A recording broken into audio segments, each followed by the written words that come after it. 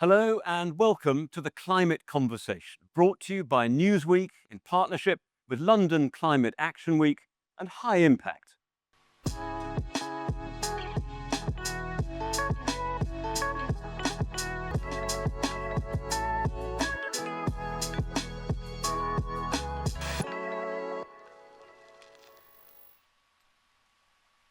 Now, one of the key themes here is innovation and how far it can help us to tackle the effects of climate change. And we're delighted to be joined here by the chair of the Intergovernmental Panel on Climate Change, Sir Jim Skea. Jim, very good to have you with us. I Great mentioned to there be here. where innovation is one of the big themes. And we have seen what could be judged to be an astonishing success story, haven't we, with the rise of renewables? I don't think we could have imagined 20 years ago just how successful wind and solar energy have been in entering electricity markets. I think it's around 12% of electricity around the world is now produced by wind or solar, which was almost unimaginable, you say, 1 or 2 decades ago. And it didn't happen by itself. It happened because we invested in R&D decades ago that allowed the technologies to improve.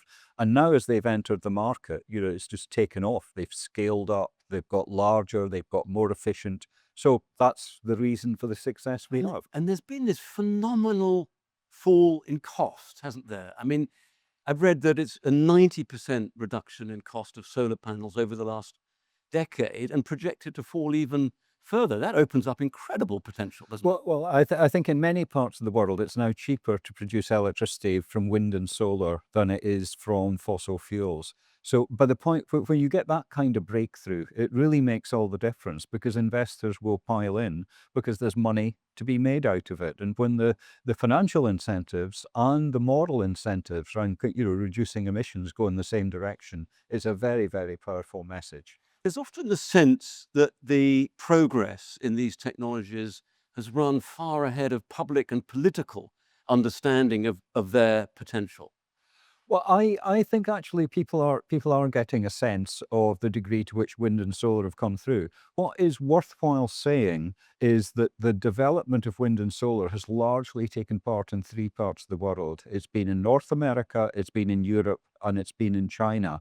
And the big challenge for the future is to spread out that deployment of renewable energy to other parts of the world where there are different kinds of barriers that need to be faced. Poorer electricity infrastructure. There needs to be more investment in grid. And you need to get over the question that the cost of capital, the cost of borrowing money in many developing countries is much higher than it is here in Europe, for example. So financial incentives continue to be part of the picture there. So there is this success story technologically, but the means have to be found to deliver it for everybody so that it's equitable. Yeah, we've found the means to do it in certain parts of the world, but it needs to be spread out. And there are different challenges in other parts of the world because often existing electricity infrastructure is not in such a developed state. You mentioned sort of the view 20 years ago. That's when I started reporting on this. And it's looking at the forecasts over recent years for the deployment, for example, of solar. They've all been wrong by a massive margin because actually deployments have been way, way faster. I think it's surprised absolutely everybody. I don't know of any forecaster who got the numbers right in this area. Everybody caught up with the reality, quite frankly. What does that leave you thinking about the possibilities for delivering net zero, for delivering on targets for climate change? Because I mean, you don't have to go that far back to think, well, are the alternatives to fossil fuels that plausible? Now they really do seem to be plausible. Yeah, I think the important thing to remember is that electricity will not solve all our problems with it. The challenge of getting to net zero is so large. It's not just the electricity sector. It's not even just the energy sector. We need to think about patterns of land use change as well. And we need to think about, say, consumption patterns, also. So, technology for electricity is one part of the picture, but it's a much bigger canvas that we need to work on. So when you look at progress across all of those fronts, and as you say, every sector of the economy needs to be involved and is involved in some way at different speeds, what's your judgment about the state of progress? The state, well, we are making progress, but we are not nearly as far along the track as we need to be to get to net zero on the kind of timetables that would allow us to meet the long-term temperature goal in the Paris Agreement. The numbers are very clear. We needed to get emissions down by roughly half during the 2020s to put ourselves on a path to limiting warming to 1.5 degrees. Meanwhile, overall, emissions continue to rise. So we are very far adrift at the moment. The renewables is one bright light patch of sunlight in an otherwise difficult picture. So when you look at the stats, which I saw this morning for China, I mean, absolutely mind-blowing deployments of different forms of renewables. You're saying that's an important, but only one part of the story. Yeah, and of course, China is a huge country, so that obviously everything happens on a large scale. So renewables on a large scale, electric vehicles on a large scale, biggest deployment in the world, but also coal. Other things are continue to be there in the system.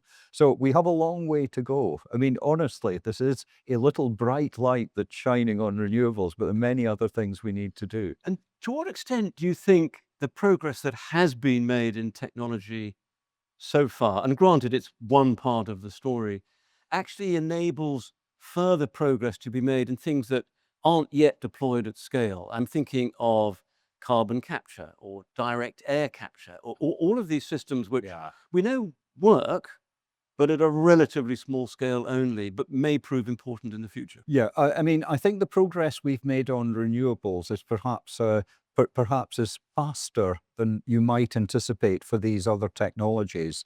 The types of technologies like carbon capture or direct air capture of carbon capture and storage, there are analogies in the past with the way we, say, for example, took sulfur dioxide out of power station flue gases. And I think the lesson there is that the learning rates are rather slower because every project is slightly different. It's put on a different plant, it's site specific. The nice thing about wind and solar is that it's modular. You can reproduce what you've done. You can learn from the previous generations. Then that's why the costs have fallen so quickly. Costs will fall for the other technologies, but perhaps not at that same very fast learning rate. And I suppose for a number of years, people have said you can't look to technology alone as the answer. There's no silver button. We'd all love Yeah. someone to Yeah. invent some little widget which we can all just use and the problem is solved. But it doesn't really work that way, does it? No, no, no. To use the cliche, there are no silver Yeah. bullets. Absolutely. I mean, I would be one of these people that said technology is an important part of the picture, but it's not the only thing we need to do. I mean, in the most recent IPCC reports, we've had chapters on consumption patterns and how changing consumption patterns might help to put us on a faster track to net zero. That always gets us into trickier political territory, doesn't it? Because then you have governments maybe urging people to fly less or eat less beef or whatever, and that opens up a whole minefield. You will never hear that coming out of IPCC. We are recommendation free. Yes. We will point out the consequences of adopting technologies and approaches and putting in place different policies, but we will never advocate for one or the other. Now, the IPCC obviously plays this fundamental role in climate discussions and climate progress by producing these landmark reports every few years, which pull together the best science. Now, there's a question mark, if I've got this right, over the timing of the next round of reports that are due later this decade. Yeah, we know roughly when they'll come out. I mean, they will start to emerge in the middle of 2028. And we know that the synthesis report that pulls it all together has to be done by late 2029. So somewhere within that sort of 12 to 15 month bracket, we know when they're going to come out. Because there's always a debate about how the IPCC reports play into the other timetables. So on the horizon is the next global stocktake, as it's known, where there's a UN assessment of progress or lack of it. And I know there are some countries that are really keen to have your work, the IPCC's work, come out in time for that. Yeah, and that is something our countries have been debated. I think that's well known. A concern of a lot of developing countries, particularly the ones that have emerging scientific capabilities, are do they have enough time to produce the literature that can produce a kind of a balanced IPCC report? So the debates have gone round this issue. Do they have time to review the reports properly? The quality of IPCC reports depends on a rigorous review process and also depends on the availability of literature from all parts of the world, not just in Europe or the United States, for example. Because just to pick up on that, it's an elaborate, I don't want to say, well, it is a slightly ponderous process, but it's a very thorough process, isn't it? Where you look at peer-reviewed published science, pull that together, and then go through the series of reviews, which is why Yeah. if you're talking about 2028, 2029, it takes time. Yeah, absolutely. I mean, there are two major reviews, one purely by experts, the second review by governments and experts. And for each of these periods, the review period is open for about 2 months altogether. And some governments feel they need a bit of relief between the review periods. So they don't finish one review on a Friday afternoon and then pick up Cracking, the next yeah. lot on a Monday morning. These are the kind of issues we're struggling with. So we're in a complicated time. Let's put it that way. Climate extremes are becoming more obvious. Political headwinds aren't favourable, and so forth. But Jim, you're quoted memorably as saying, if you felt despair, you wouldn't get out of bed and go to work in the morning. Yeah, yeah. That's well, indeed. And I got out of bed this morning to And- come and be interviewed by you, David. So yeah, yeah. I feel able to do that even in these difficult times. I mean, that we do have the means to deal with climate change if we choose to to use the tools that are available to us. And this applies both to reducing emissions, the mitigation, and also the adaptation side. We are living in a world where our infrastructure and our practices are not well adapted to the physical climate in which we are now living. It's manifest that the climate has already changed because of human activities. So we also need to invest in adaptation activities as well. And one thing, the next IPCC cycle is indeed going to pay a lot of attention to climate impacts and adaptation. Well, we'll look forward to that. Jim, many, many thanks indeed. Fascinating as ever. I should count up how many interviews we've done over the years, but this might be number 10, I think. It's been a great pleasure. Thank Okay, you very thanks, much David. indeed. So thanks for joining us on the climate conversation. That's all for now.